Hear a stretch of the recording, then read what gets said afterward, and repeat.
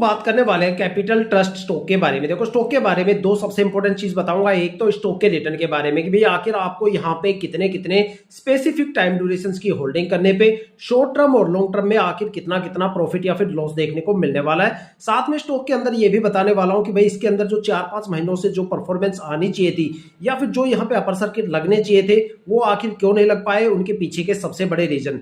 सबसे पहले अगर स्टॉक के रिटर्न के बारे में बात करें तो देखो हमारे इंडियन स्टॉक मार्केट में ना ज्यादातर इन्वेस्टर्स ऐसे होते हैं जो स्टॉक के सिर्फ फंडामेंटल देख के स्टॉक के अंदर कूद पड़ते हैं। वो बिल्कुल भी ये जज नहीं कर पाते कि भाई आने वाले टाइम में ये स्टॉक रिटर्न देगा भी या बिल्कुल नहीं देने वाला।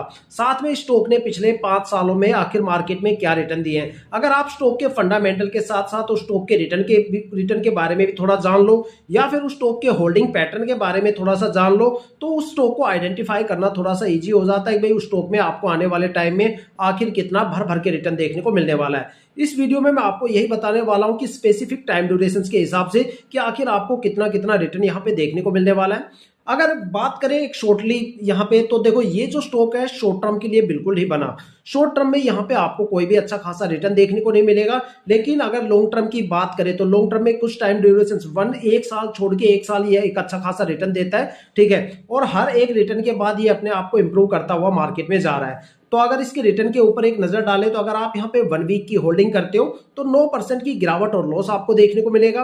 1 मंथ की होल्डिंग पे 5.5% का रिटर्न देखने को मिलेगा।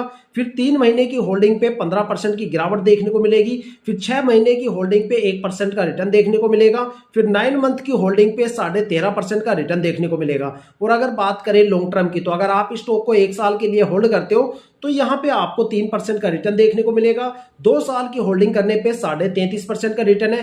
फिर 3 साल की होल्डिंग करने पे फिर 5.5% का रिटर्न है। फिर 4 साल की होल्डिंग करने पे 26% का रिटर्न आपको देखने को मिल सकता है। अगर आप इस स्टॉक में 5 साल के लिए होल्ड करते हो तो यहाँ पे आपको 12.5% का रिटर्न देखने को मिल सकता है। देखा जाए तो होल्डिंग पैटर्न भी काफी अच्छा है। होल्डिंग पैटर्न में अगर देखा जाए तो जो प्रमोटर की होल्डिंग है 64.87% है। साथ में जो पब्लिक इन्वेस्टर्स है वो 13.44% है। जो एफआईआई की होल्डिंग है वो 16.62% है। पिछले साल ये 0 थी और इस साल अगर डीआईआई की होल्डिंग देखी जाए तो वो बिल्कुल 0 है। देखो एफआईआई के भरोसे कभी भी होल्डिंग कभी नहीं देखनी चाहिए क्योंकि जब भी मार्केट के अंदर लोअर सर्किट लगती है तो एफआईआई सबसे पहले वहां से माल बेच के निकल जाती है क्योंकि उनको न्यूज का पहले पता चल जाता है और वही गिरावट का मंजर बना देते हैं मार्केट के अंदर।